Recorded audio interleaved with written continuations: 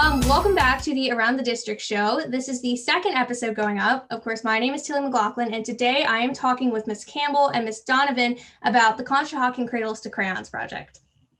Hi.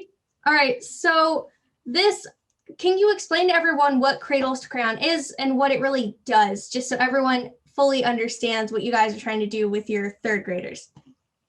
Cradles to Crayons is a local organization. It used to actually be based right in Conshohocken up until about 2 years ago when they moved to a larger space in East Falls. And it just serves the children in the greater Philadelphia area from birth to age 12 to get them the supplies and things that they need, whether it's clothes, toys, school supplies, things they need to feel good about themselves.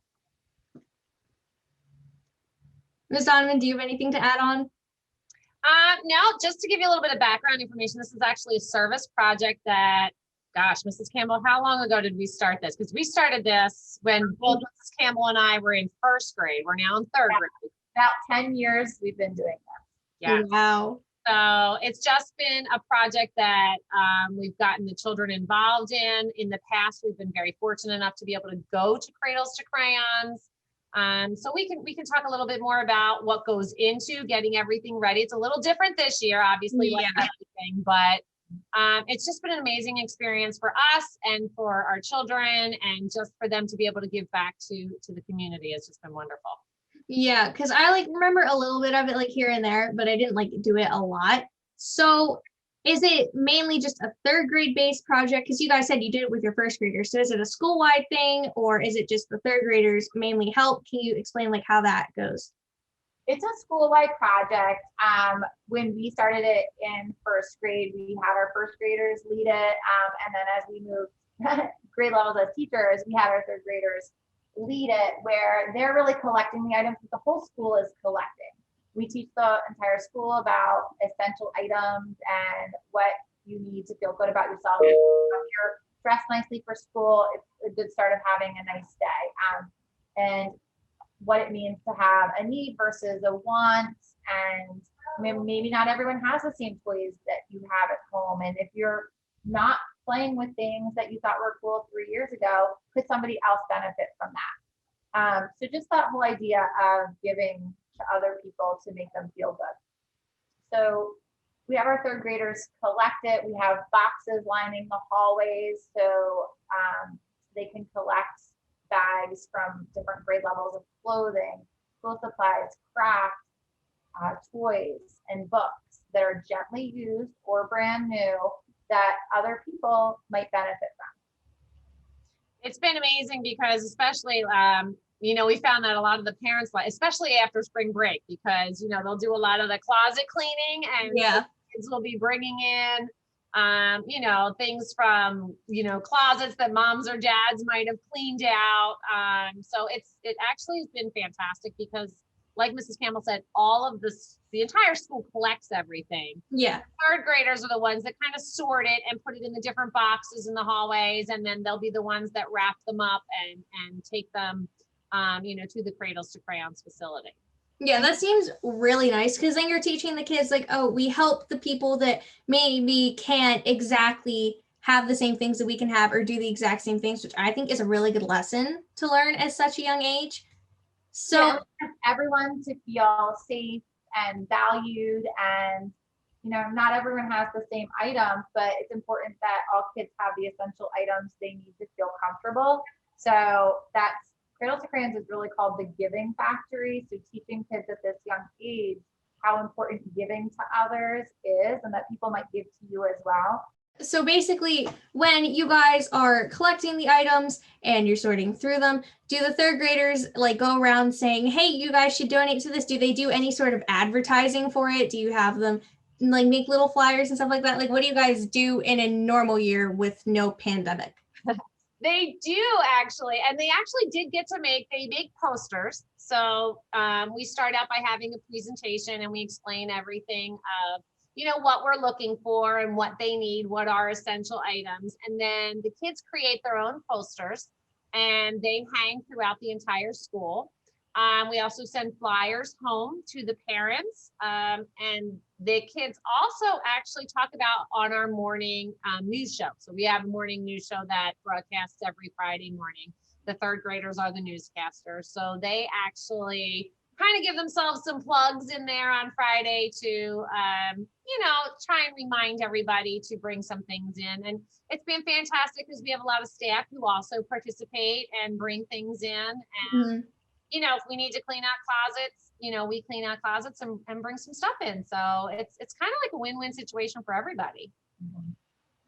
Yeah, that sounds adorable, honestly, the little news show with them giving themselves plugs. I can imagine that. That is so adorable. My gosh. So with the pandemic going on and you guys can't exactly get within like 2 inches of each other and do, so how has everything changed to still be able to do the Cradles to Crayons? So in a normal year, we would, you know, collect everything in boxes, but then we would have a special day called a sorting day where we would make it a little bit more meaningful for our third grade students, where they would actually take out all the bags that were collected and sort them by clothing sizes, sorting them by gender and winter, summer, so that it's really prepared for going to the giving factory. And they're doing that volunteer action as well, because there's many volunteers that work at Cradles to Crayons that do all of that sorting and organizing before those items can go to families. So it used to be our students did a lot of that legwork. This year with COVID and touching everything, that's not the safest idea. So they're not going to be able to do that. So we've tried to make sure that families label their bags very clearly when they come in with sizes and what exactly the items in the bags are. So we just ask them to be able to label the outside of the bags with what it is, the items that are inside the bags, just to make it easier. Yeah, that definitely would help. So then, so specifically, because I know a lot of people will probably maybe be like, oh yeah, I want to help. What can people specifically donate and where can they bring it? And just kind of how can people watching this still help with this Cradles to Crayons? So we collect clothing, anything that a child age 12 and under could wear. So bottoms, tops, if it's underwear, it needs to be new. Socks would need to be new, but other clothing can be gently used. Sneakers, sandals, boots, as long as they're paired together and don't have holes in it, because you don't want to give anything to anyone that they wouldn't feel valued wearing. Yeah. Books, new books, gently used books, baby books, school supplies, if they're new. Again, we wouldn't want to give a student used school supplies. We want them to feel really important when they're coming to school. Any type of baby gear. Babies are really expensive and they need lots of items. So there's so many, and they grow out of everything so quickly. So any of those gently used baby items are really important. And toys. Kids go through toys so quickly and they use things for a month and then never use them again. So that's so important as well. Yeah, and then would they, if someone said, oh, I have some clothes, or oh, I have a book or something, would they drop it off to Conshohocken? Like, what is the procedure with COVID? Because, you know, less people in the building sort of type thing. Yeah, we have a doorbell at the front door. If they wanted to drop off a bag clearly labeled and say at the doorbell, say this is for Cradles to Crayons, we would gladly accept it. And our third graders would come and put it in the box that it needs to be in. And we're actually accepting donations. It's a little bit of a longer time frame this year, I think, because of COVID. So we've been actually doing it for a couple weeks now, and we are actually going to go through all the way to the end till about mid-May. May 7th is our last collection date. So we will take anything and everything up until that point. And like Mrs. Campbell said, we do have a doorbell. You can drop it off, you can label it, and our third graders would love it. They will bring it upstairs happily and sort it and put it in the boxes. So how do the third graders feel about it? Because I'm sure like maybe some of them had older siblings, or some of them had friends that were third graders that before COVID would have the sorting day and would have the ways to, I don't know how the newscasting is still working, but you would still give yourself the selfless plug about it. And just how do the third graders kind of feel about it? Like, do they still think it's a positive experience, even if they've seen someone else have a different experience with the same event? They actually do. They understand. They're old enough to know that they know that things can't be the same, but we've tried to do a lot of activities as close to the way that we used to do them with some modifications. Yeah. So really involve them in everything as far as, giving them the presentation. They still made their posters. They still do it on the newscast. They are still bringing things in. We are able to let them go down to another classroom and just to get a bag if somebody has brought something in, and then they go and they put it in the correct box. So they still feel like they're a part of it. Yes, they're not going to get to do the actual sorting part of it, but they've done everything else. And they still know that they are helping other children. Yeah. Definitely something that they look forward to, because we still have kids, that they'll say to us, oh, are we going to do Cradles to Crayons this year? We're in 3rd grade. And we're said, yes, you are. That's part of 3rd grade. So they know that it's part of 3rd grade, and it's definitely something that they always look forward to. And really focusing on the bigger picture, the idea that being kind to other people feels good no matter what, whether you're doing the fun sorting day or it's a competition or not. It's really just about being kind and doing something nice for other people. And that's just the bigger picture. And that's what makes them feel good. Right. And we do a lot of talking about that. Like, how does that make you feel when you're helping somebody else? So that's also part of it as well. Just like Mrs. Campbell said, we kind of infuse a lot of that into the actual project. Yeah. So it's a good way to teach them like moral kindness and things like that, which can then help them in life. So if this wasn't a COVID-19 year, would you guys do any sort of fun, because you guys are referencing competition, would you guys do anything fun like that to kind of get the entire school involved so you were able to give the most stuff to Cradles to Crayons? Well, I think our whole school is involved. We would in other years reach more out to the community and maybe put boxes around and visit local businesses.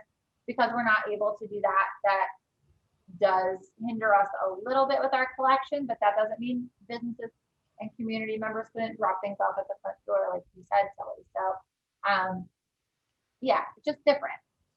Yeah. Because I know everything seems different, but you're still helping someone. And at the end of the day, if you know deep down that you helped someone that maybe was having a rough time or just wasn't able to get something that they needed for a child, it feels good to help someone. And I think at the end of the day, that's what matters to the 3rd graders. Yeah, and the original thought behind the whole project is still there. We're really just children helping other children. And that's what we're going to do this year. Yeah, just giving back, having them learn that giving back to their community, is a selfless act and something to be proud of. Yeah, I think at the end of the day, that's what's best for everyone, especially with everyone struggling through this pandemic. So do you guys have any last words that you want to say? Try and have people maybe come down to Conshohocken and just kind of help donate it all? We would love if anybody has anything that they would like to donate for children up to age 12. They are more than welcome. As long as you put it in a bag and you label it, you can leave it outside of our doors. Like I said, if you're interested, you could always get on the Cradles to Crayons website. It has a full list of everything that they are accepting, and we would love to take it off of your hands. Our 3rd graders would love it.